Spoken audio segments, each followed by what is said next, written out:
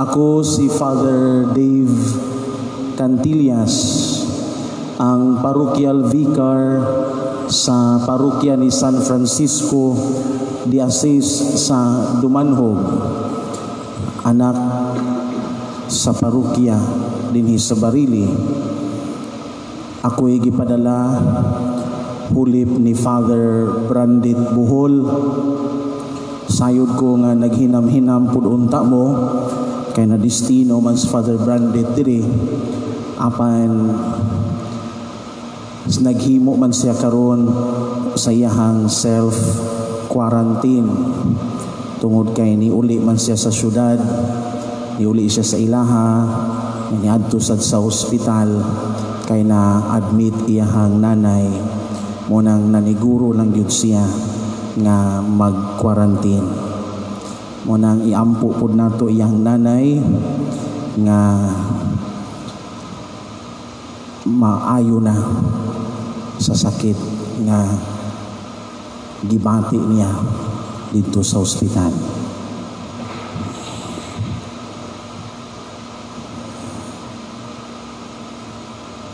Ang atong ebanghelyo karong adlaw mao ni ang matawag nato nga explanation sa ebanghelyo sa the parable of the sower, ang sambingay sa magpupugas. Kining ebanghelyo nga gibasa nadungog na ni nato ni atong milabay nga Domingo, ikanapulog 5 nga Domingo sa ordinaryong panahon, tungod kay mao man ni ang ebanghelyo nga gibasa. Ug sayod ko nga familiar kaayo ni nato. Ug sayod ko nakahibalo na ta unsay sagad nga unod sa mga paambit o mga wali sa mga pari nining sambingay sa magpupugas. Apan tuguti ko paghatag sa ako ang pamalandong kabahin sa ebanghelyo. Tingali kadaghanan nato na sayod nga sa atong kahimtangan na sinati karon tungod nining COVID-19, halos kita tanan na apirmis balay. Labi na gyud katong panahon nga istrikto pa kaayo ang quarantine, maglisod ta gawas. Munang usahay moabot ang kalaay, usahay maboard na ta, usahay maglibog na ta usay buhaton. Munang lain-lain nga mga nauso nga mga buhat karong panahona ning quarantine period nato. Kung nahinumdo mo nauso na ang TikTok, no? Naapoy panahon nga nauso na pudto ang pamaligya o tanom. Naapoy panahon karong panahona nibalik na sad nga namaligya na pud og mga snake plant, no? Hastang kaang nahurot na, no? Kay wa tay laing mabuhat. Ug sagad natong tanan nakat-on pagpananom, no? Gani sa akong bahin nagsigi lang gyud kog pananom dito sa Dumanhog, no? Magsigi kog karong panahona pwede na matakagawas mo bisita kog balay pero inig-uli bit-bit yung tanom. Ako ning gihisgutan tungod kay diha sa pagpananom, number 1 nga angay natong andamon ang yuta, ang katamnan.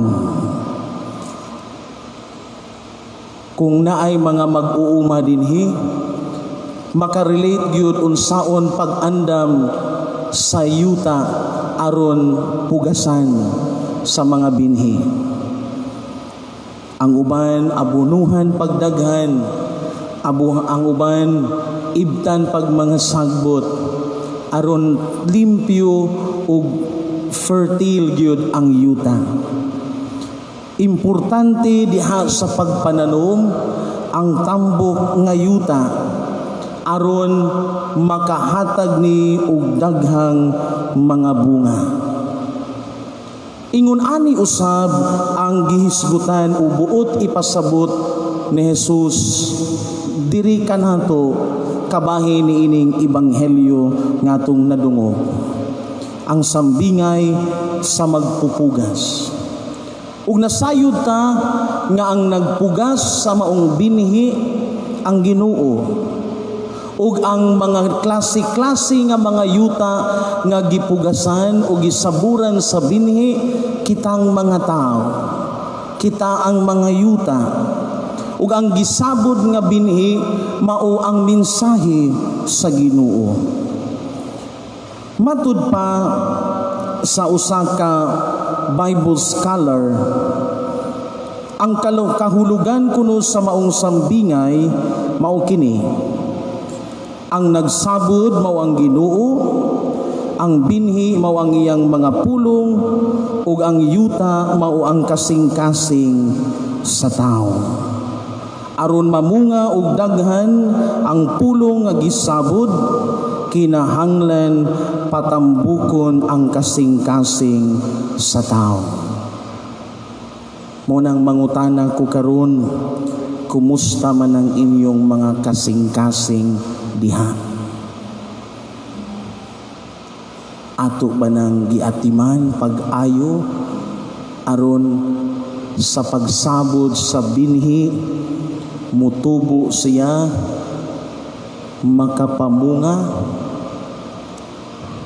Hinaot nga ang matag-usa nato muandam gayud sa atong tagsa-tagsa ka mga yuta, mga luna nga kasaburan sa maong binhi. Sa unsang paagi nato andamon ang atong kasing-kasing.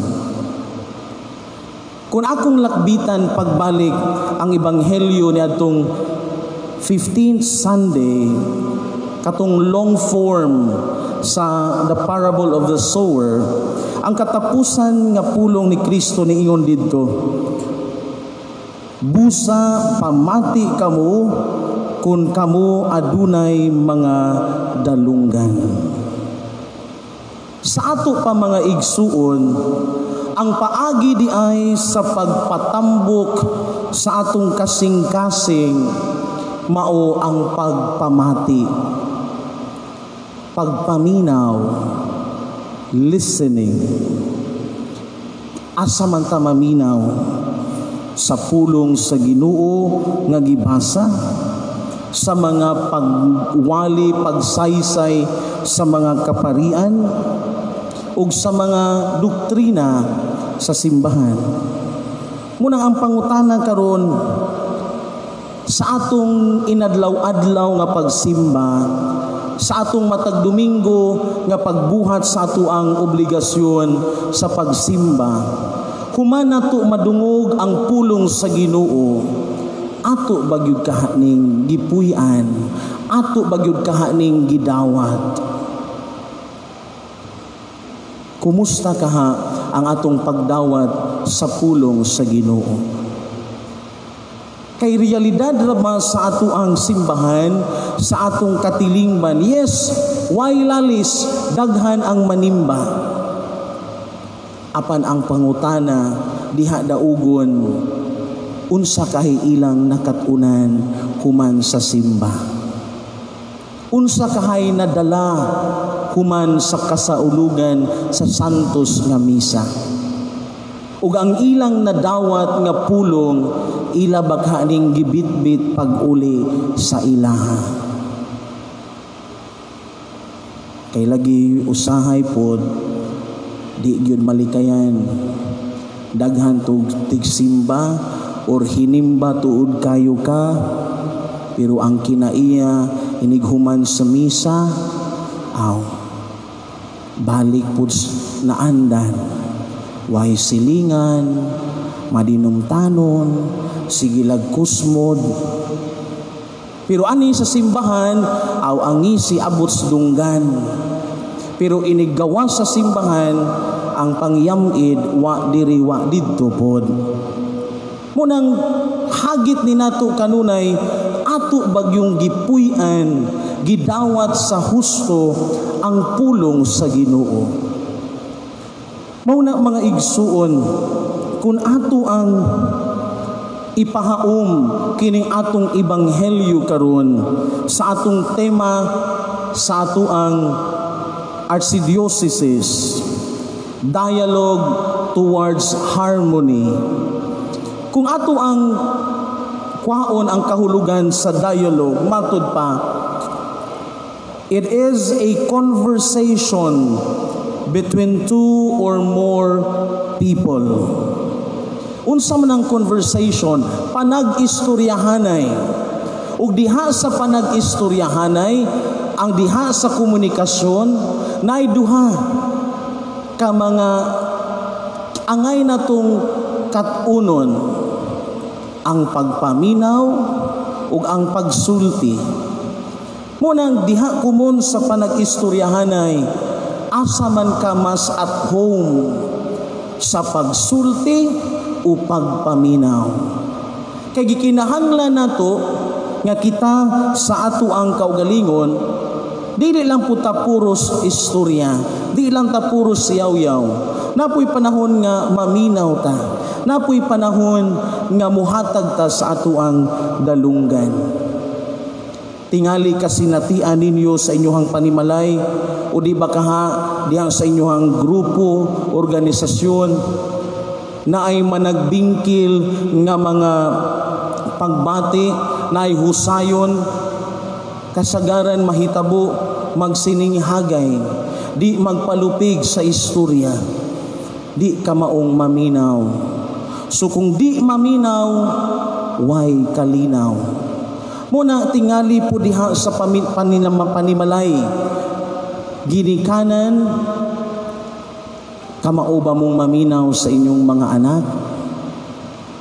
Mga anak, kamao ba mong maminaw sa inyong mga ginikanan? Kay matud pa sa usa ka survey, ako na amagyud ko sa Commission on Youth, kasagaran mga batan-on man ni ako ang gikauban sa buhat.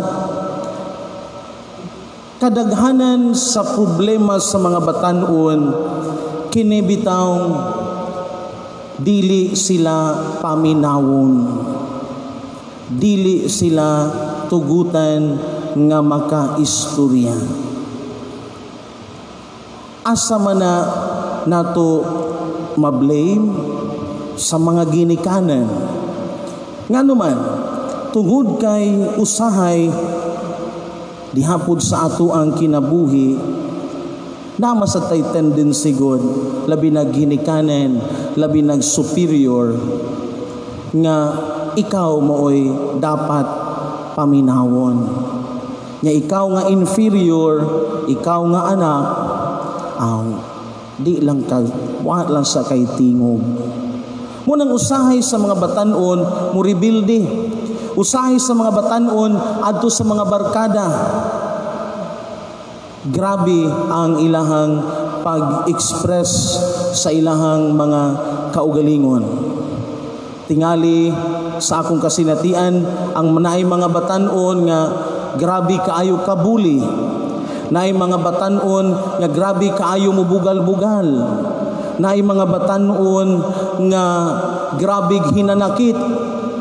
Kung ato ang sudlon ang mga ang ilang tagsa kikinabuhi, ang rason ra gyud didto balik sa pamilya kay way maminaw nila. Muni hagit nato karon. Yes, ningon ta nga ang tema nato Dialogue Towards Harmony, nya ato ning girelate sa ato ang interreligious dialogue, pero para nako mas nindot nga kita mismo magsugod dinhi sa atong simbahan, diha sa atong gagmay mga simbahan, atong mga pamilya kasilinganan, mukat-on ning gitawag na tug dialogue, panag-istoryahanay, panagpaminaway.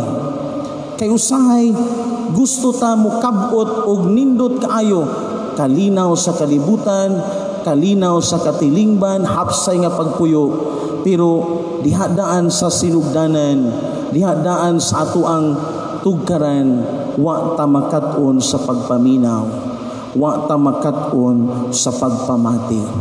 Muni hagit nato karon mga igsuon, nga unta ang matag-usa nato, kamaotang maminaw, dili lang sa pulong sa Ginoo, kundili sa matag-usa. Usa sa ato ang gipaningkamutan nining panahon sa dialogue, nga dili ta mo focus sa atong kaugalingon lang. Ato ang ablihan ang atong tagsa-tagsa ka mga kaugalingon para sa uban. Munang laing pangutana sa atong kaugalingon karon, unsa man ta ka-available kung maghisguta sa ato ang sa panginahanglan sa atong isig katao.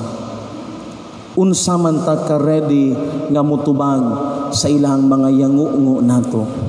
Unsa man ta ka-welcome nga mutubag sa ilang mga hangyo nato. And I hope and pray nga ang matag-usa nato mubuhat sa tinud-anay. Kay usahay lagi naapod tay kinaiya nga sa kadaghanan atong ipakita ngayon anita. Maayo kay ta, generous kayo ta, maminaw tas uban, pero inig-uli na to sa atua o wa na ang kadaghanan, mubanig dito sa atong naandan. Muni hagit na to tingali karong tuiga, nga makat-on ta pagpaminaw, nga maaron magmabungahon ta, aron makapabunga tag daghan nga mga maayong bunga. Mao nang gikinahanglan diha sa atong kaugalingon, maayo ta ngayuta, tambok ta ngayuta. Mga igsuon, aron kita magmabungahon, kinahanglan una sa tanan diha sa atong tagsa-tagsa ka mga kasing-kasing, ato nang hawason, atong pangibton ang mga sagbot, ang ato ang kayugot, ato ang kalagot, kapungot, atong pagdumot, garbo. Usahay mo na mga babag nga di ta kapaminaw, kapamati sa panginahanglan sa atong isig katao. Kinisang gitawag na to sense of entitlement. Kana bitawng ako dapat ingon ani ang treatment nga akong madawat. Kay ako naghatag man og dako, kinahanglan ingon ani ko. Kay ako mo'y taas og ranggo sa katilingban, dapat ingon anion ko. Sense of entitlement. Usahay mo sanay makapabuta na to, nga dili ta makakita sa panginahanglan sa uban, nga dili ta mahimong mabungahon nga tao. Kay nga naman, kay kung naan ang entitlement sa ato ang kaugalingon, pirmi na lang ato ang kaugalingon ang atong siguraduon. Munang hagit nato sa kanunay mga igsuon, nga unta ang atong kinabuhi, nga unta ang atong tagsa-tagsa ka mga kaugalingon, nindot nga yuta, nindot nga kasaburan sa pulong sa Ginoo. Ug makita ang bunga, ang epekto niini kung kita diha sa atong kaugalingon kanunay masinugtanon, kanunay nagasunod sa kabubuton sa Ginoo.